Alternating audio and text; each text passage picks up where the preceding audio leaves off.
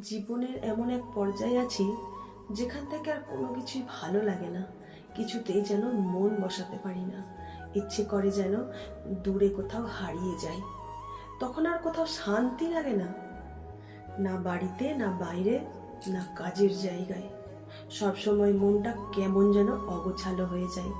প্রচণ্ড খুশির মুহূর্তগুলোতেও কেমন যেন খুশি খুঁজে পাই না। প্রচণ্ড কষ্ট পেলেও যেন আমরা কাঁদতে পারি না। না ভালো লাগে কাউকে নিজের ব্যাপারে কিছু বোঝাতে, না কাউকে কিছু বলতে।